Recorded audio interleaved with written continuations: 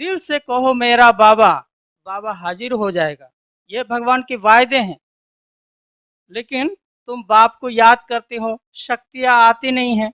आप ऐसे कोई कह देते हैं, समय पर बाबा को याद करते हैं, लेकिन बाबा का अनुभव नहीं होता है। बाबा को तो हम सुनाते हैं, बाबा को बुलाते हैं, लेकिन बाबा आने का, मदद करने का हमें अनुभव नहीं होता है। उसका कारण क्या है? जब हम सच्चाई पर चलेंगे, जब ये विधि है सच्चाई। अब ये सच्चाई क्या होते हैं? ऐसे मालूम है, अकबर के जो दरबार में बीरबल ही बुद्धिमान था। एक बार अकबर ने अपने राज दरबार में ये कहा कि मेरे राज दरबार में जो कभी झूठ नहीं बोलते हैं, सदा सच बोलते हैं, वो हाथ खड़ा करो। तो उसमें सभी मंत्रियों लोग हाथ खड़ा किया, लेकिन बीरबल ने हाथ खड़ा नहीं किया। तो अकबर को लगा ये बीरबल ऐसा झूठा निकला, हाथ नहीं खड़ा किया। तो बीरबल ने कहा, महाराज कभी कभी समय पर तो झूठ बोलना ही पड़ता है हर एक को। उसको राज दरबार से निकाल दिया, राज दरबार से उनको निकाल दिया। तो बीरबल ने सोचा, अभी महाराज को, सम्राट को कैसे समझाया जाए कि कभी कभी हर एक कभी ना कभी झूठ बोलते हैं। बीरबल ने सोचने लगा क्या किया जाए। तो उसने सोचकर सोने का, धान का एक गुच्छा बनाया। गुच्छा बना के फिर सम्राट से मिलने के लिए गया। मिलकर सम्राट को बोला, महाराज हम कुछ दिन ध्यान में तपस्या करके हमने दिव्यलोक में गया था, और वहां से मुझे ये बीज दिया गया, सोने का बीज, धान का बीज। ये बोएंगे तो सोना उगेगा, सोने की खेती होगी, सोना ही सोना हो जाएगा।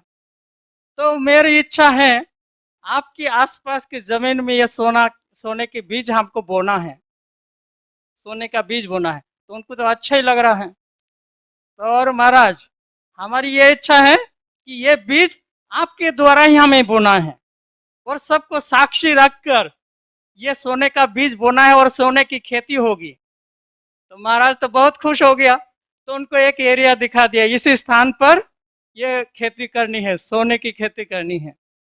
तो उसका मुहूर्त निकाला कि इस समय में ये सोने के बीज बोया जाएगा।